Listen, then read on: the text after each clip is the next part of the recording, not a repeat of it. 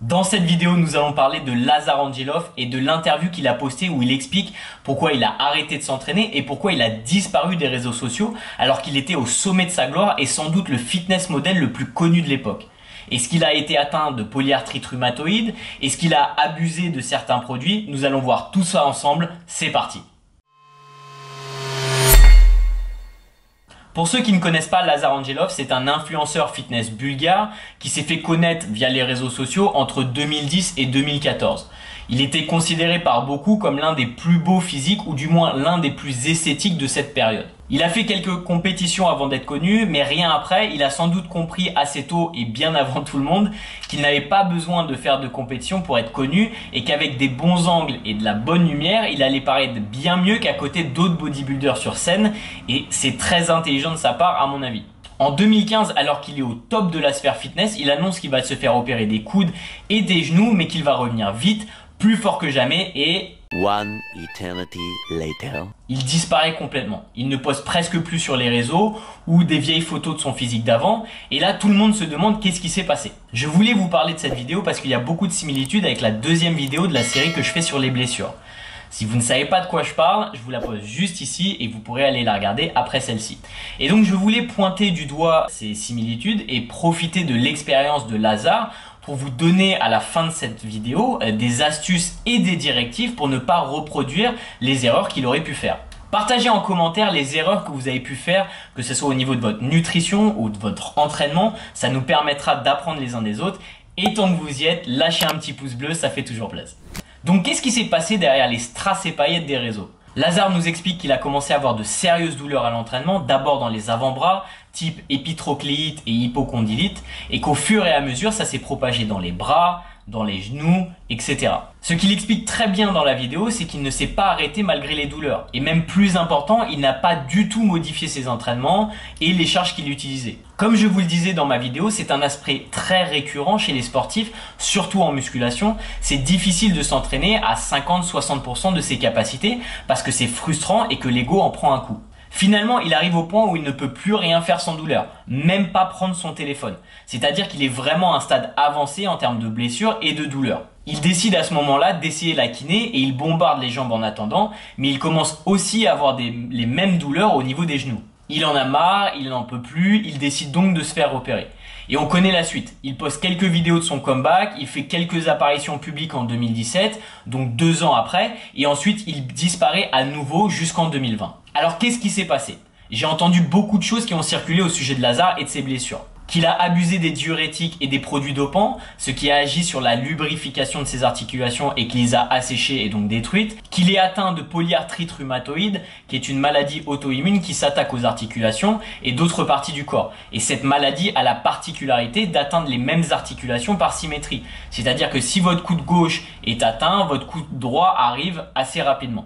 Je vais vous donner mon avis, mais je vous rappelle que je suis ni médecin, ni chirurgien, juste un passionné avec pas mal d'expérience dans ce domaine. Je pense qu'il y a de fortes chances que Lazar Angelov souffre de tendinopathie qui, dans le cadre de la musculation, peut se traduire par une sous-récupération qui crée des micro-lésions à l'intérieur du tendon.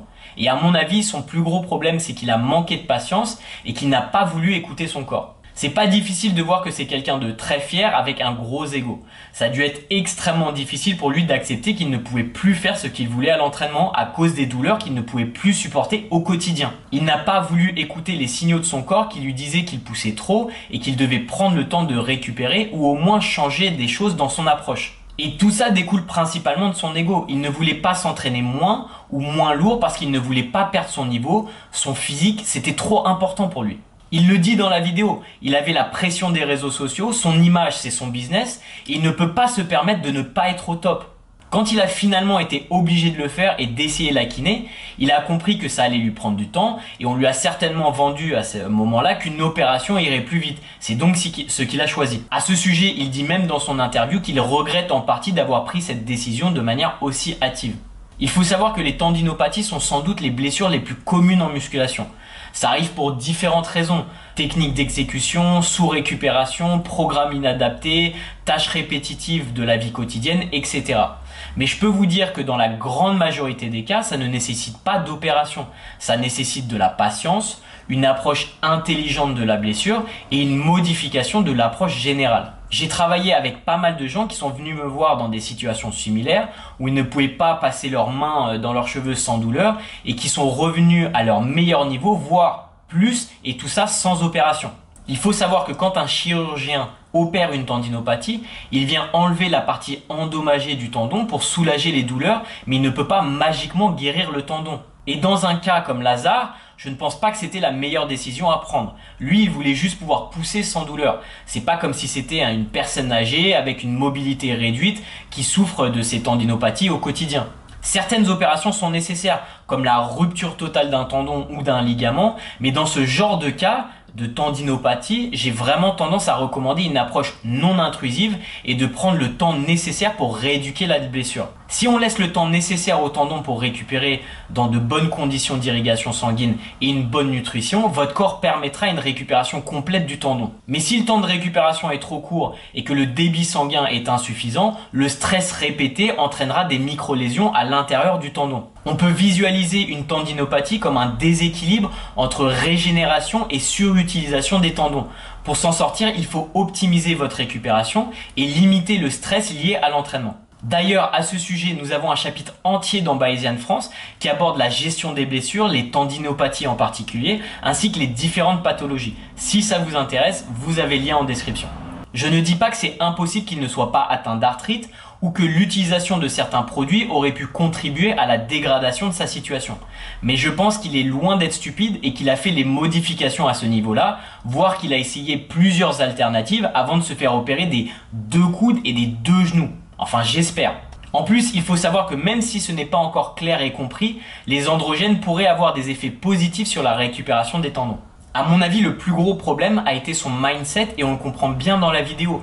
Il ne voulait pas accepter la réalité comme c'était mon cas et comme je l'ai expliqué dans ma vidéo sur mon accident de parachute. Il s'est retrouvé dans une situation où il doit remettre toute sa vie et ses choix en question. Il est perdu. Il dit Oh, I can say that to me at that point I felt like I'm dead. I felt like I'm dead. À ce moment-là, sa raison de vivre, c'est s'entraîner. Et il ne peut pas s'entraîner, donc il pense que sa vie est finie, il se focalise sur ce qu'il ne peut pas faire. En plus, il explique qu'il baigne aussi sur les réseaux sociaux et qu'il voit tous ces gens s'entraîner et que ça le déprime encore plus. Quand il fait son premier comeback en 2017, il reçoit des critiques dans les commentaires de ses vidéos disant qu'il n'a pas son physique d'avant et ça le touche. Pourtant, on pourrait se dire, c'est Lazare Angelov. Même à 70% de son physique, il efface une grande partie de la population. Mais pourtant, ça le touche, ça l'affecte, ça l'obsède même. Donc comment faire pour sortir de cette situation? Comment Lazare s'en est sorti? La solution, c'est qu'il a relativisé. Il s'est focalisé sur ce qu'il pouvait faire, sur la chance qu'il avait d'être dans sa position. Il a compris que Lazare, ce n'était pas seulement un physique, mais une marque. Il a développé son business autour de son image, du coaching, des compléments alimentaires, des vêtements, etc. Il n'a plus besoin d'être au top de son physique pour réussir et être heureux dans sa vie. Est-ce qu'il préférait avoir son physique d'avant? Sans doute. Mais toutes ces années de dépression lui ont fait comprendre que se focaliser seulement sur sa plastique ne le rendra pas heureux sur le long terme. Attention, je ne juge pas Lazare. Je le comprends parce que j'ai été dans une situation similaire. Et on peut tous se retrouver dans cette situation. On n'est jamais à l'abri d'une blessure. Et quand on investit autant de temps sur développer son physique, on peut vraiment se retrouver dans une situation compliquée psychologiquement. Indirectement, Lazare nous donne des solutions dans sa vidéo. Il explique que maintenant il est heureux, qu'il s'entraîne différemment, qu'il a accepté qu'il aura peut-être jamais son physique d'avant. Mais c'est pas grave. Quand on se retrouve dans cette situation, il faut comprendre que notre valeur en tant qu'être humain ne découle pas uniquement de notre physique. Il faut se détacher de ce mode de pensée. Après plusieurs années de dépression, il a sans doute compris que son physique était éphémère et qu'il pouvait faire beaucoup plus de choses. À partir du moment où tu peux penser, tu peux faire quelque chose. Et je pense que c'est vraiment ça la leçon à tirer de son expérience. Il faut faire preuve de patience, comprendre ce qui nous rend vraiment heureux dans la vie et que notre valeur en tant qu'individu ne découle pas de notre physique. Au contraire, il faut se focaliser sur les possibilités que la vie nous offre. Cette leçon, je l'ai apprise à mes dépens, mais si toi, tu veux prendre de l'avance, je te conseille de suivre mes vidéos sur les blessures. Voilà, j'espère que cette vidéo vous a plu. Si c'est le cas, abonnez-vous, appuyez sur la cloche des notifications pour savoir quand je sors une prochaine vidéo. N'hésitez pas à lâcher un commentaire et moi, je vous retrouve dans la prochaine. Ciao!